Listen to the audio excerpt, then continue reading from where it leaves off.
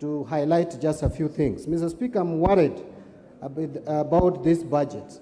So worried because, Mr. Speaker, when President Ruto took power, he said that he was going to reduce the budget of 2022-2023 by 300 billion shillings.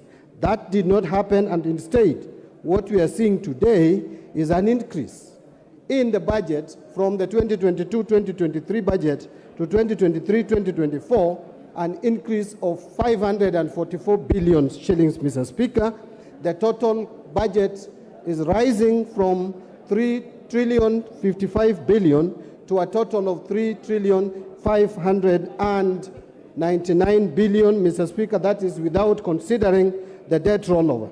Mr. Speaker, if you look at this budget, and it is broken down into total executive expenditure, parliament, judiciary, and other CFS, the financing of this budget is going to be a challenge, Mr. Speaker, because this country is deluding itself that we can raise ordinary revenue from 1,917 billion in the current financial year to 2,571 billion in the next financial year. That is an increase of 653 billion shillings, Mr. Speaker.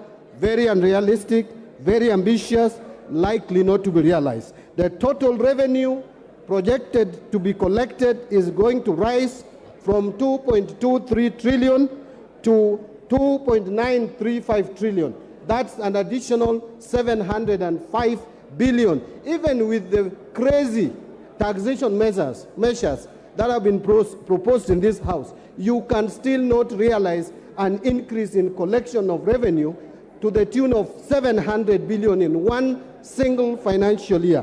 Mr. Speaker, I know that the average increase in revenue collection has been averaging around 300 billion. Now, if we are not going to be able to collect or able to raise the budget, the revenue by 700 billion, what will happen is either the programs will not be implemented, or if they have to be implemented, it will be at a cost, meaning we are going to increase the budget deficit from the proposed 635 billion to almost close to 1 billion shillings. And Mr. Speaker, that is not far-fetched, because at the moment, from September 30th, Mr. Speaker, to March 31st of this year, in a period of just 6 months, the Kenya Kwanza government has borrowed 689 billion shillings compared to the similar period when President Uhuru was in power, when only 405 billion was raised. So this talk that we hear all the time, that Kenya Kwanza is curtailing and managing debt,